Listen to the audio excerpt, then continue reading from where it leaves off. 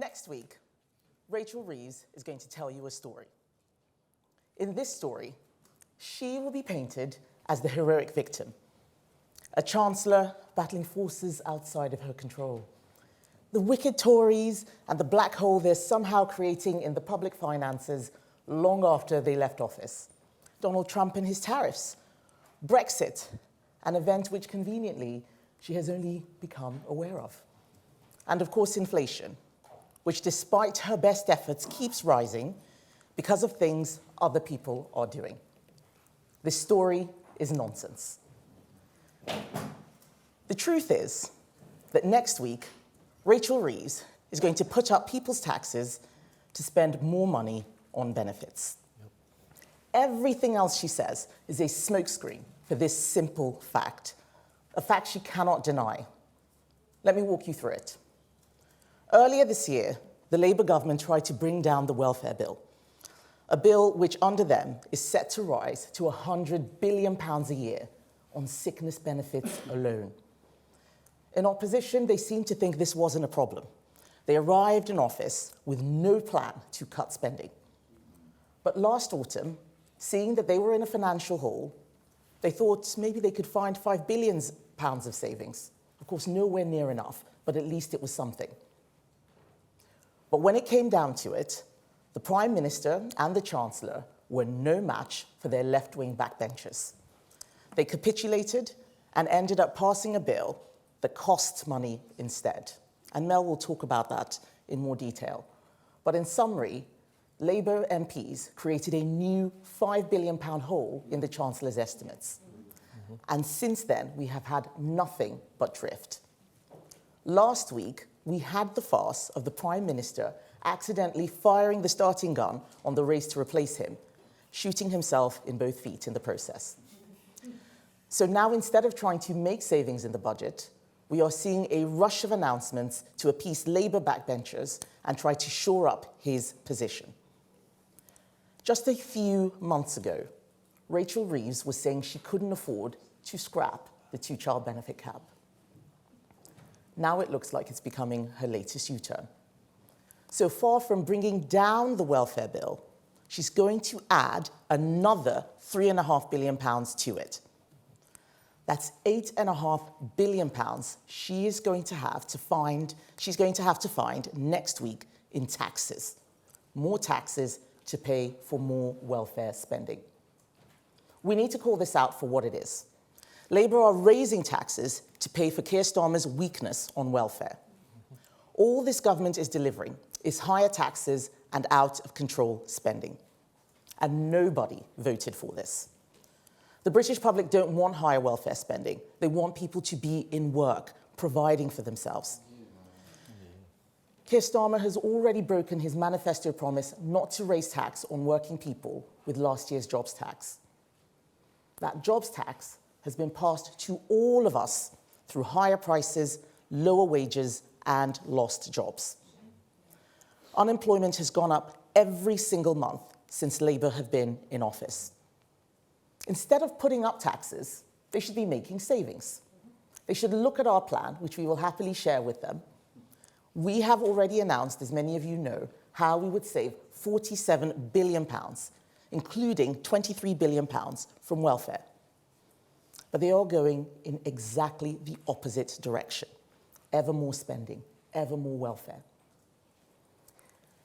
If this Labour government scraps the two-child benefit cap, I want people to know that a future Conservative government will bring it back.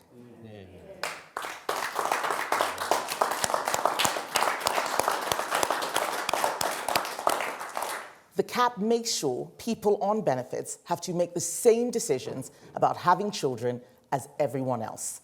This is fairness. But this is not the kind of fairness that Labour believe in. Only the Conservatives believe in the fairness of the two-child benefit cap. Every single other party in politics, the Lib Dems, the Greens, and even Reform, want to scrap it. Right now, Nigel Farage and Zia Yusuf are holding a press conference on how they would save money. But in reality, they want to increase benefits by scrapping the two-child benefit cap. They just don't get it. None of these parties do. Absolutely. The Conservative Party are the only party in this country committed to living within our means. However, it is Starmer and Reeves who are actually running the country. And what they are planning to do is freeze income tax thresholds so that more and more people are dragged into higher rates through a stealth tax bombshell. Rachel Reeves even said at the last budget that extending the threshold freeze would hurt working people and take money out of their pay slips. But apparently, she doesn't mind doing that if it will fund more benefits and shut her backbenchers up. Funnily enough, the amount she will raise from breaking her promise on thresholds is almost exactly what she needs to splurge on welfare. The fact is, they are hiking taxes on people in work to give handouts to people out of work. The last group of people who might still vote for Labour. And if it wasn't already clear that Labour are the party of welfare, not the party of working people, it is clear now. Because these changes they are making are not fair, they are not right, and we will oppose them every single step of the way. We have identified £47 billion of savings, including £23 billion from welfare reforms. Labour repeatedly dismissed that figure because they do not want to admit that any savings are possible. They have given up trying, and that means things will only get worse. There is an alternative. We spent a year doing the hard work to find savings. Our golden economic rule means every pound saved will be split between cutting the deficit and cutting taxes or funding key priorities, like abolishing stamp duty, a measure which will stimulate economic growth, unlock the housing market, and create jobs. Our golden economic rule is honest, it is disciplined, and it is rooted in simple conservative principles. Spend less, tax less, reward effort, restore stability. This is our alternative. It's the Conservative plan for a stronger economy. Cut spending, cut tax, back business, and get Britain working again.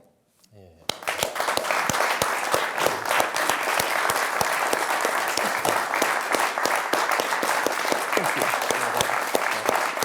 And now, over to Mel. Thank you, Kemi, and good morning, everyone. The Chancellor wants us all to believe that tax rises are necessary, that they are inevitable, that there is no other way.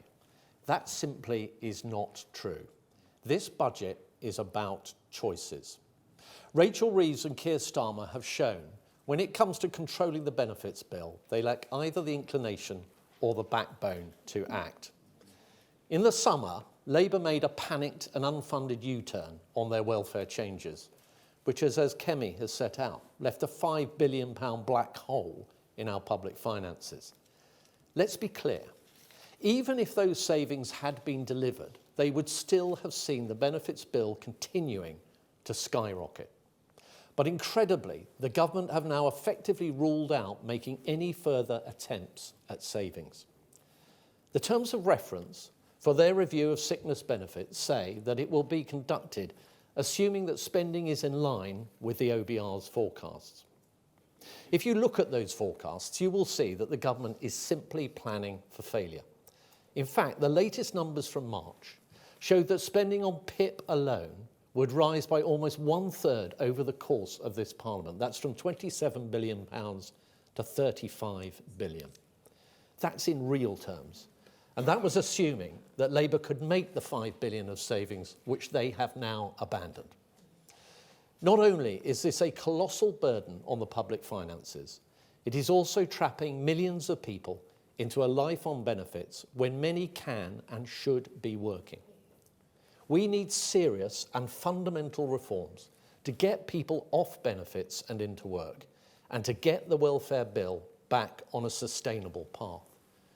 But what are Labour gearing up to do? Precisely the opposite. They look set to scrap the two-child benefit cap, adding a further £3.5 billion of spending to the benefits bill. If that happens, it is hard to see how the Chancellor can justify breaking her promises and putting up taxes on working people. When taxes go up next week, it will not be because of Brexit or because of the Conservatives or global factors or any of the other excuses that Rachel Reeves has tried. It will be to pay for more and more welfare. To give you an illustration, it looks increasingly certain that the Chancellor will freeze tax thresholds for a further 2 years at the budget. That is something she explicitly said she would not do in her budget last year. Her exact words were, "I have come to the conclusion that extending the threshold freeze would hurt working people. It would take more money out of their pay slips. I am keeping every single promise on tax that I made in our manifesto. So there will be no extension of the freeze in income tax and national insurance thresholds." In her own words, it will be a breach of the Labour Party manifesto. It will be a stealth tax that will hurt working people. We have calculated that it will cost some families up to £1,300 across the 2 years of that freeze. And it will leave those families paying £900 more in tax every single year going forward. How much will that broken promise raise for the Chancellor? The IFS have estimated it would raise around £8 billion in 29-30. But how much is the Chancellor intending to increase welfare spending? If they abolish the two-child cap on top of the cost of the U-turn in July, that will amount to more than £8 billion added to the benefits bill. In other words, the freezing of tax thresholds, the stealth tax raid on working people, the policy the Chancellor herself said would be a broken promise, will be used simply to pay for Labour's welfare handouts.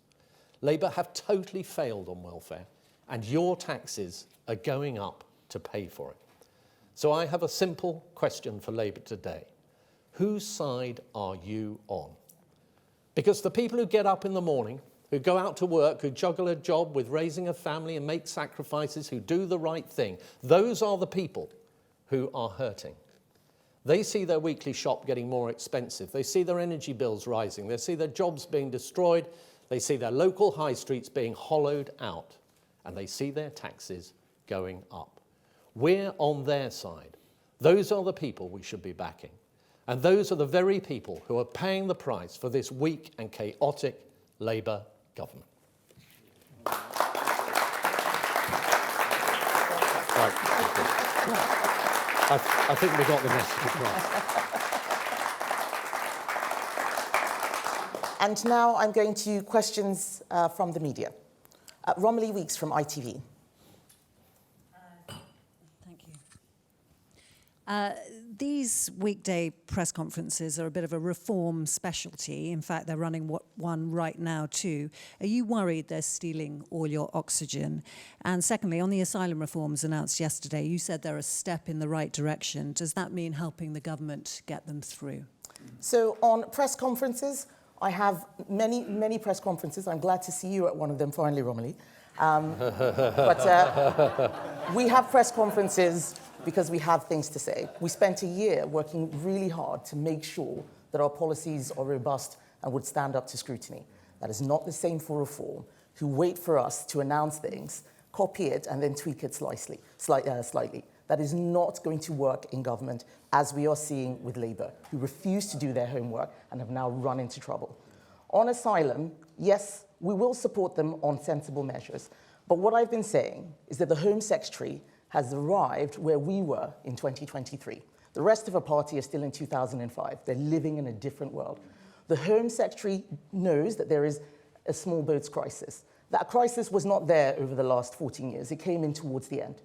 But what she doesn't understand is that all of these sensible measures that she's talking about will not work if we are in the ECHR. We spent a lot of time working on this.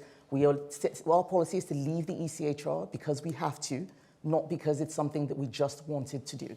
She is going to learn that lesson as she runs into the courts, as there's endless lawfare, judicial review of the policies. That's what happened to us. We tried measure after measure to control immigration when we were in office, and we kept running into lawfare. That's what's going to happen to her. But we're not going to stand in the way like they did. They voted against every single measure that we put to limit immigration. We won't do that because what the public want to see is parties working together to get a grip on this crisis.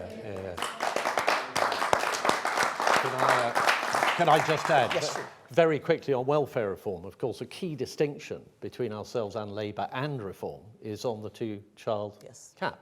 reform want to abolish that. That's going to cost £3.5 billion, and that's part of the whole argument about where these tax rises are actually going to go, is onto more welfare, and that's where reform are. Next question from Sky.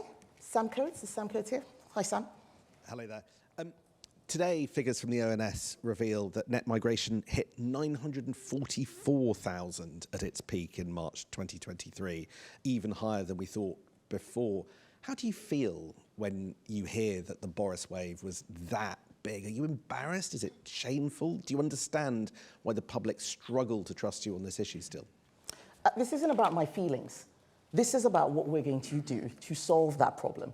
We know that immigration was too high. In fact, once those figures came out, we actually put in quite a few measures to bring immigration down, which worked. Labour taking credit for it, doesn't matter. But we recognized that immigration was too high, not deliberately. This was not a deliberate thing, but it was because people took their eye off the ball, allowing bureaucrats to manage our borders. That was not what people voted for when they voted to leave the EU. But we are fixing that. That is why I have changed our policy. Our borders plan, for example, is a lot more robust, tackles a lot on illegal migration, and we have measures which we will talk about on legal migration too.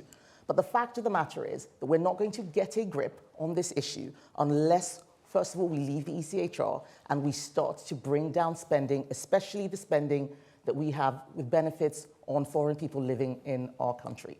We have a separate deal for those with the EU, their treaty rights there, but we need to cut our benefits bill, and bringing migration under control is one of the ways that we will solve that.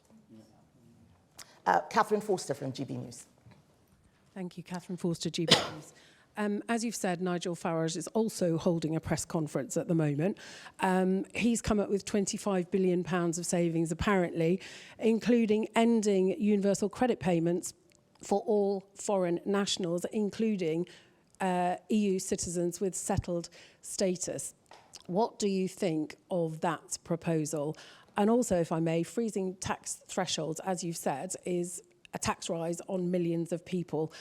You did it for years and years through to 2028. Why was it okay for you to do that, but not okay for Labour? Thank you. Thank you.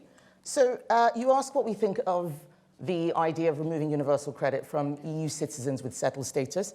It is a bad idea. And it is a bad idea because we spent a lot of time negotiating those rights, not just for EU citizens in this country, but British citizens in other countries in the EU. You start unpicking that, and you start unpicking all of the work that was done year after year after year with a lot of pain and, and effort during those years when we were negotiating Brexit. Nigel Farage says that he will just renegotiate those rules. This is completely ridiculous. This man does not know what he's talking about. I am a former trade secretary. Even with friendly countries, trade negotiations are very, very difficult. That is why Keir Starmer has given away the Chagos Islands to Mauritius, because they don't know what they're doing. The idea, and we heard these arguments even when he was campaigning for Brexit, that it would be so easy, we'll just walk in and we'll tell the EU what to do. It doesn't work like that. And it is wrong of him to deceive people, lie to them, and make them think this is going to be easy. Government is difficult. That is what we learned. And we need parties in our country, not just Reform,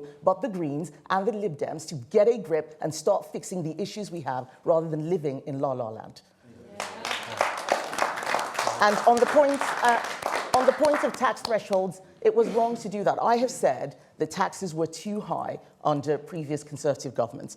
I am the new leader of the Conservative Party. I'm not a former Prime Minister. I am talking about what the Conservative Party will do when we are in government next time. I don't have a time machine to go back and fix what other people did. We can also see that those things didn't work. We have learned those lessons. Let's try something new. Let's back business. Right now, businesses are struggling, high street businesses in particular. That's why we want to lift the business rates burden off the high street. It is business that creates jobs, not government. That is why we need to get the burden off business ASAP. Lifting the tax threshold, changing the tax thresholds, freezing the tax thresholds, like Rachel Reeves looks like she's planning to do, is just going to create yet more problems like her last budget created.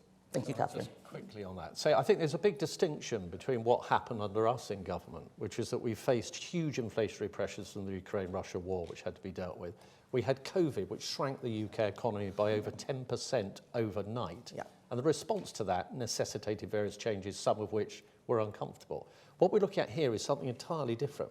We're looking at a government that has trashed the economy by taking the wrong choices. Exactly. Loading up businesses with taxes, borrowing and spending like there's no tomorrow, pushing up inflation, keeping interest rates higher than they would otherwise be, mounding up our national debt with a huge servicing cost on that national debt and blown fiscal headroom.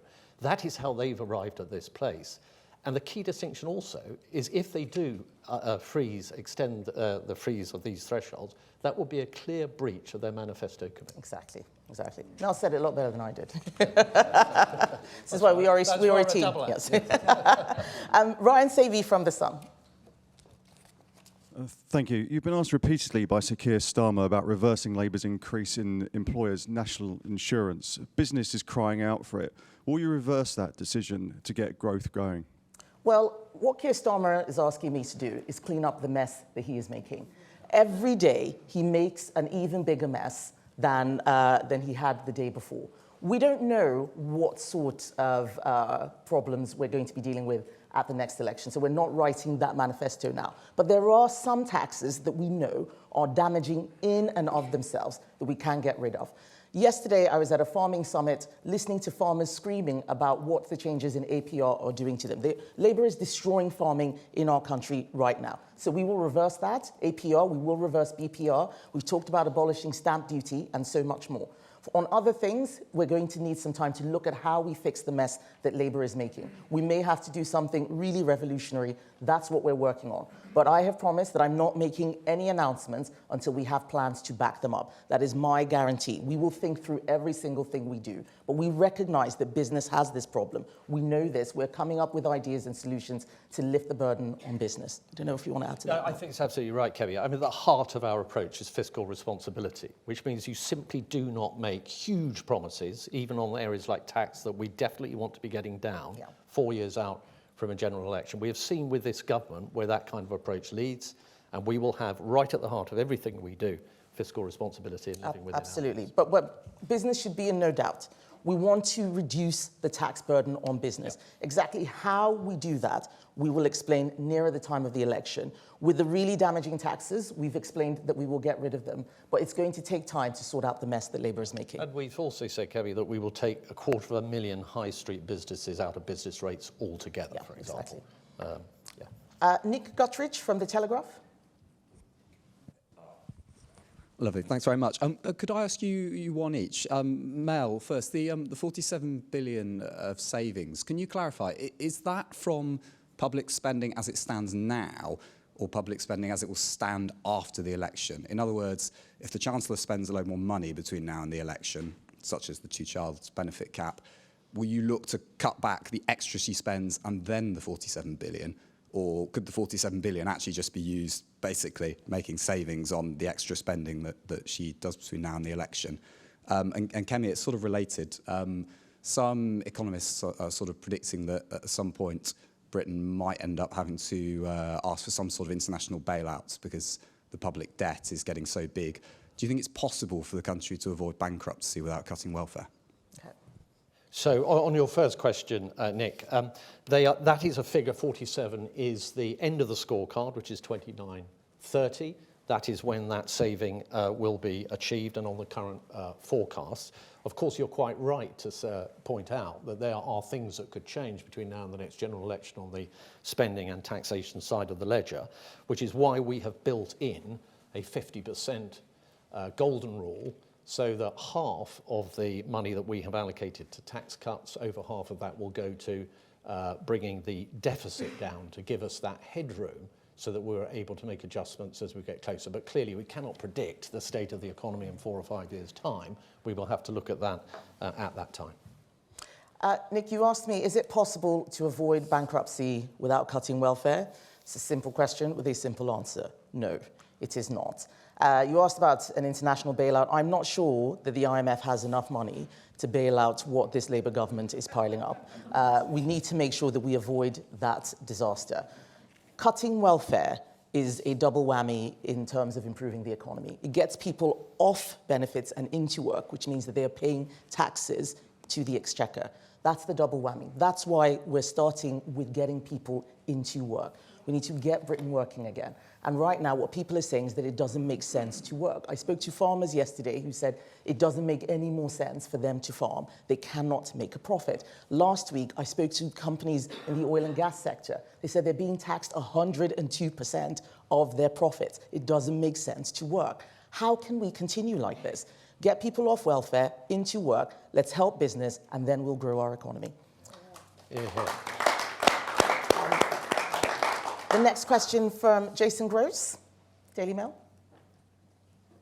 Thank you. The two-child benefit cap applies to children born after 2017. There's about 500,000 families are going to get, in some cases, quite big payments if it is scrapped.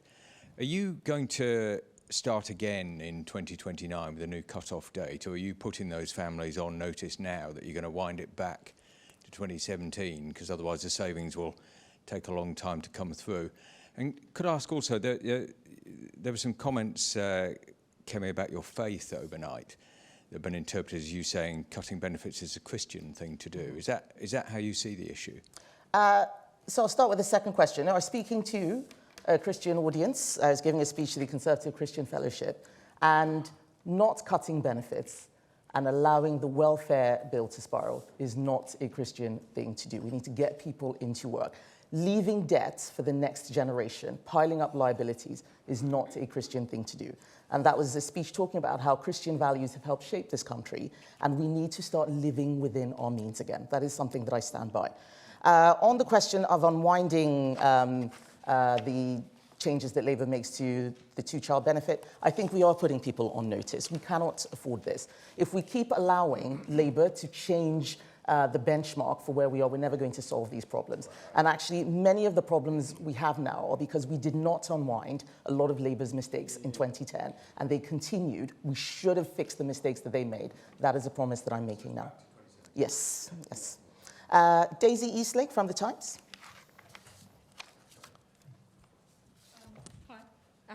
Thank you. Shabana Mahmood said yesterday, when she was accused of being divisive by a white Lib Dem MP, that she's the one regularly being called racist slurs and told to go back home. Is this an experience that you can sympathise with? What's your thoughts on that? I think that when you have ethnic minorities, especially ethnic minority women, doing things that are not part of the playbook, that there are a lot of attacks. I mean, just this morning, I read this astonishing piece in The Guardian, written by someone in this room. It was absolutely disgusting. And it was basically telling Shabana Mahmood to stay in her lane and not even think about talking about migration. I think that's the sort of thing that she will face. I know this because when we were in government, we were called fascist, we were called racist, all sorts of nasty things for doing what the public wants us to do. This is not a race issue. This is about making sure that we control our borders and ensure that our country is one that the people who came here many years ago to live in continues to be safe and socially cohesive. And anyone, especially, you would have heard it, some Labour backbenchers, but the Greens, Plaid Cymru, anyone who tries to attack the people trying to solve this problem on the basis of their race or saying someone like you should not be controlling migration is an idiot, and they need to shut up.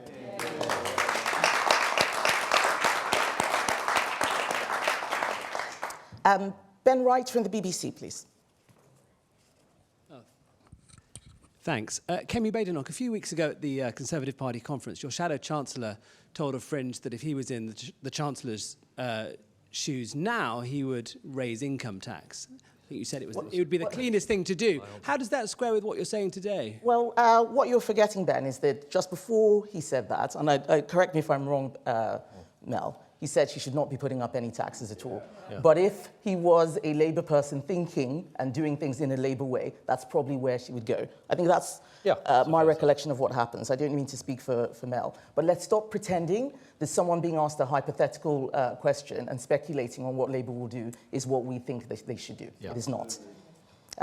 Martin Brown from The Express. Thank you. Back on the tax thresholds, older people are very concerned that if the thresholds are extended in the budget, that they'll be dragged into paying more tax and tax from 2027 onwards. What's your message to them, and would you commit to never extending thresholds again. And also, the run-up to the budget has been a bit chaotic. If Rachel Reeves does if Rachel Reeves does everything that we expect her to do, in the other language of Shabana Mahmood, should she sod off? Well, a couple of weeks ago, Mel and I held a rally where we said if Rachel Reeves puts up tax, she should get the axe. And that is because she promised not to raise taxes on working people before the election in their manifesto. They broke that promise with the jobs tax. Immediately after that budget, she said, I am not coming back for more. We are one and done. And what we have seen over the summer and autumn has actually been endless kite flying about them raising every single tax under the sun. Taxes on property, taxes on pensions, taxes on savings, taxes on income. Where will it stop? I mean, this morning we heard about them taxing tourists. It's hard enough getting us to compete well with other countries on tourism. What they will do is destroy the tourist industry. Enough. They need to cut spending. On the freezing of thresholds, I'll let Mel take that one. Yes, so we all know how it works. You freeze the thresholds, and that would be for the basic rate and the higher rate of tax, and it would also be for the additional rate because that's contingent on the higher rate and what happens to the personal allowance. And that would mean that for non-pensioners, it would drag you into higher NICs and income tax, and of course for pensioners, higher income tax. You asked what our message would be, is we would take different choices. We recognise that elderly people who are not in employment cannot change their financial situation that easily. They're not able to go out and get another job or go and try and work extra hours, etc. That's not the nature of where they are in life, and we should protect them in that way. Thank you. I think I have... Well, if she puts up tax, she should get the axe. There's, that's our slogan. That's our slogan. Yeah. We're using the slogan. You can join the slogan team if you want. I have 3 more questions. Next from Lucy Dunn, The Spectator. Hi, Kemi. Hi. And Mel. You say that fiscal responsibility will be at the heart of everything that you want to do. You've taken a tough stance on welfare, but surely you could go further in other areas, for example, pensions. Will you scrap, or at the very least, amend or make changes to the triple lock? And if not, surely that's inconsistent with your fiscal responsibility stance. It is not inconsistent. What we are doing is wanting us to live within our means and sticking with the principle of contribution. That if you've paid into something, you should be able to take out. A lot of pensioners have paid into the system, and we want to make sure that they are looked after. The reason why we are now even talking about the triple lock is because there is no growth. If we were growing at 2-3% a year, it wouldn't be an issue. We need to get growth. Doing away with the triple lock does not fix the growth problem. It is yet another left-wing way of just splitting the money that's already there rather than making more money. We need to make more money. We need to get Britain working again.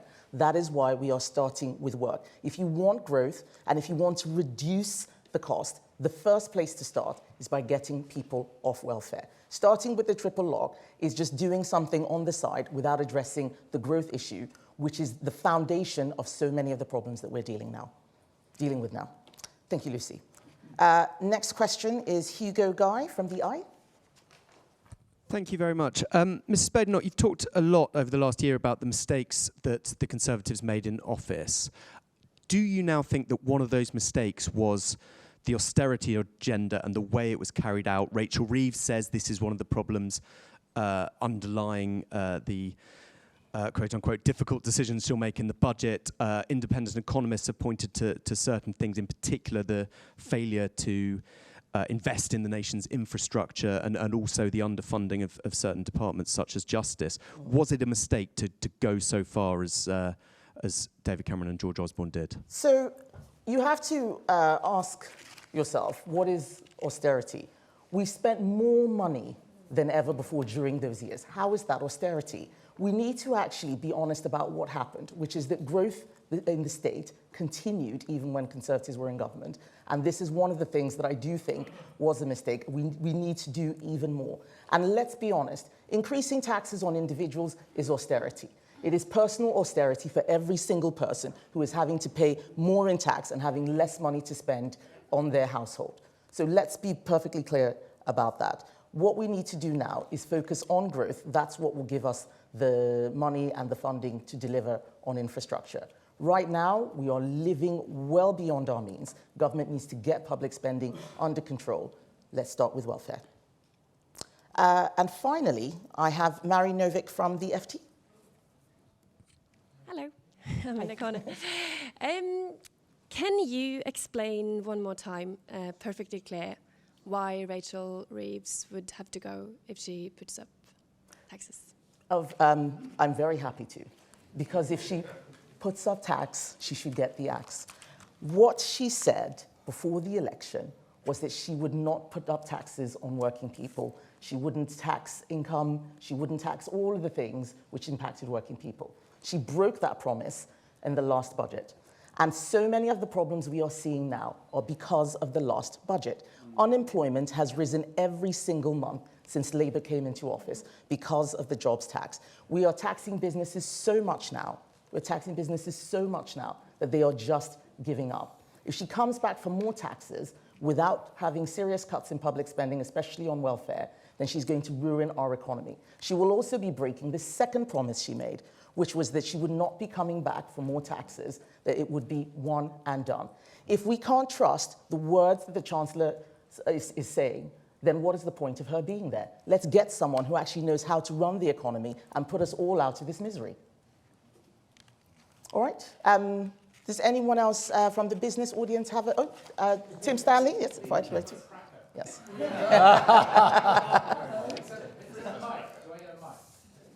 You've got a mic. Right. We can hear you. There's a mic coming. Okay, thank you. As you're in a religious mood, and you say it would be unchristian, sorry, Tim Stanley, Daily T, and you say it would be unchristian to just increase the welfare bill and leave people on benefits.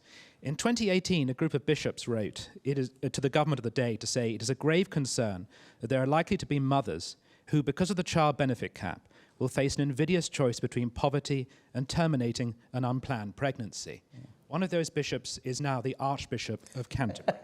So is the Archbishop of Canterbury wrong about God, and you're right? Right.